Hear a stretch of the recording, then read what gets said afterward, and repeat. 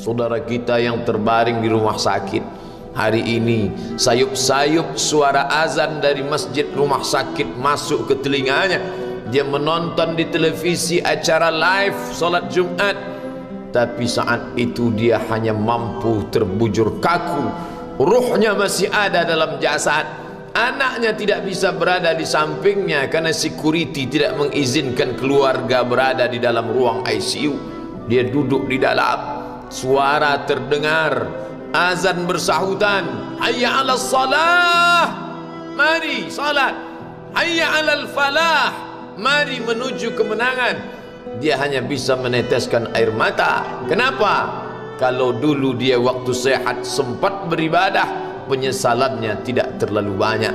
Tapi kalau di saat sehat walafiat tak sempat untuk menempelkan kening ke lantai, tak sempat melangkahkan kaki ke rumah Allah, tak sempat mendengarkan khutbah, maka tak ada duka di atas duka.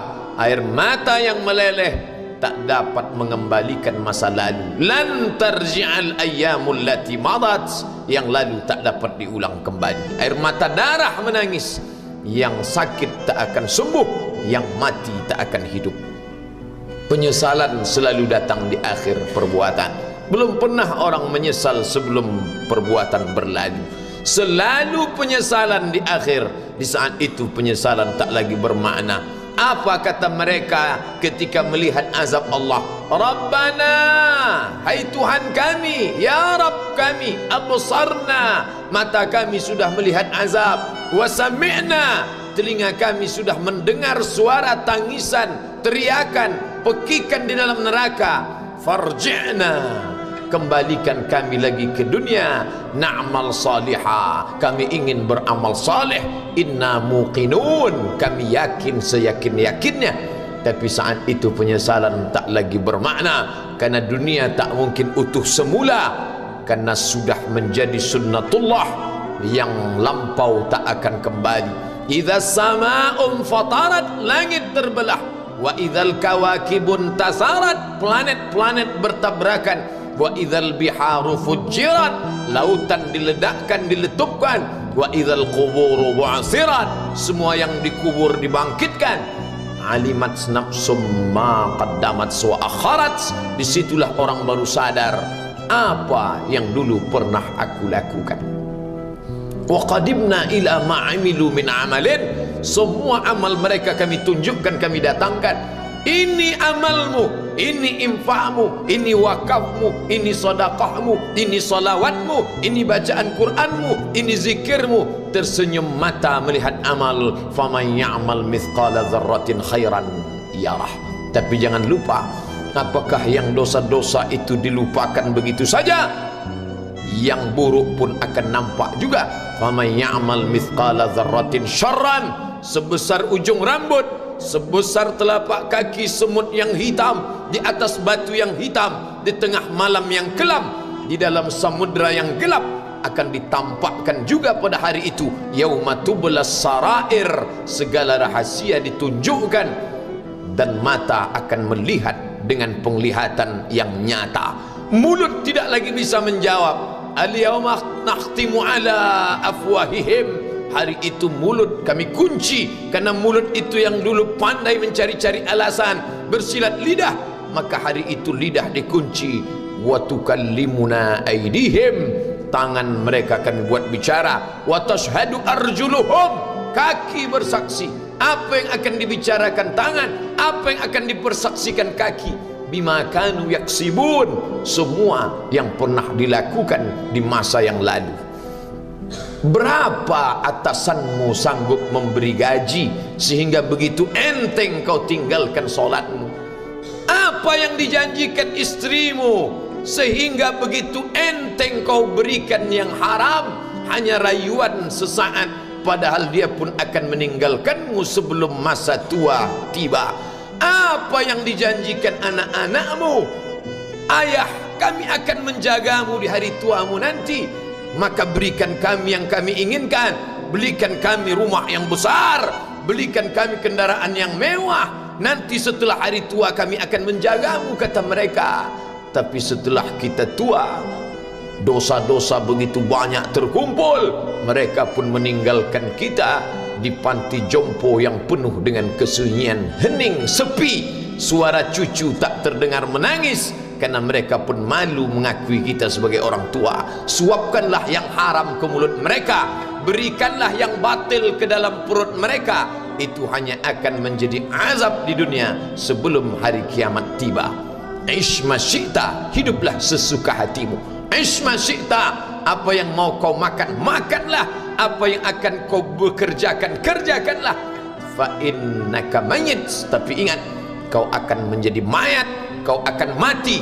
Semua akan diminta pertanggungjawaban di hadapan Allah Subhanahu wa ta'ala. Hari ini orang boleh tertawa, hari ini orang boleh merasa dunia dia yang punya, tapi sampai masanya yang hijau akan berubah menguning, yang kuning akan mati, yang mati akan menjadi debu, yang debu ditiup angin hampa tak bermakna. Lalu apa yang akan dibawa menghadap Allah Subhanahu wa ta'ala? Amal saleh.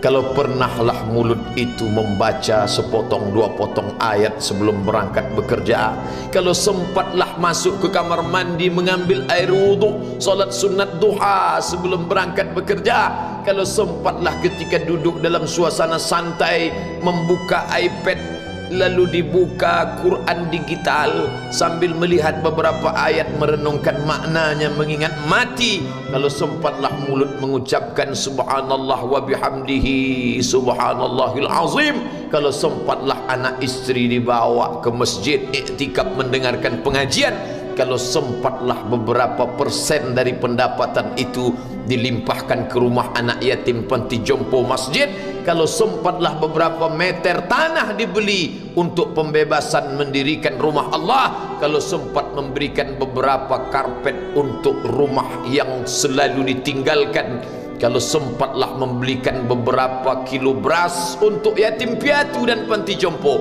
itulah yang akan menolong di hadapan Allah.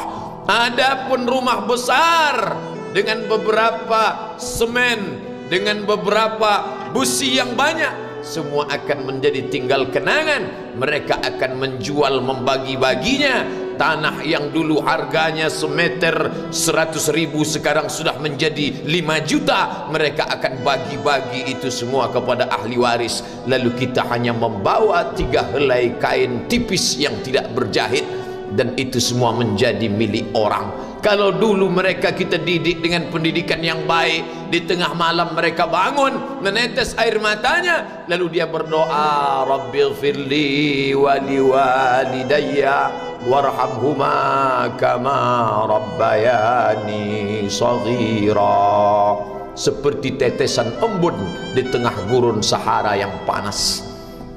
Kalau sempatlah mereka berdoa, Allahumma ighfir lahu warhamhu wa'afihi wa'fu anhu, maka mengalirlah air yang sejuk ke tenggorokan yang kering.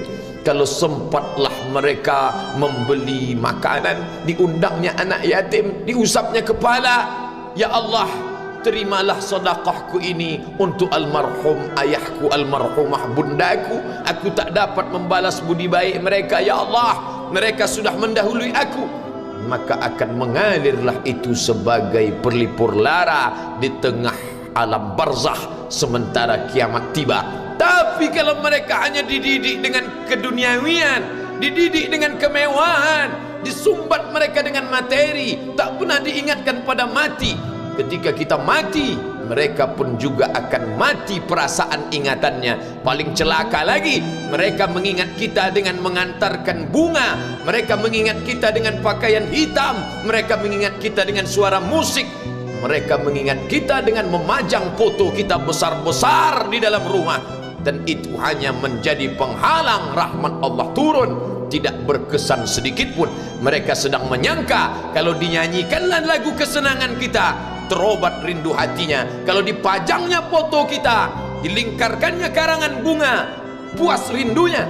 Padahal itu tidak membuat pengaruh apapun kepada kita di alam barzakh. Maka sayang, buatlah sayang yang mengingatkan sesudah mati.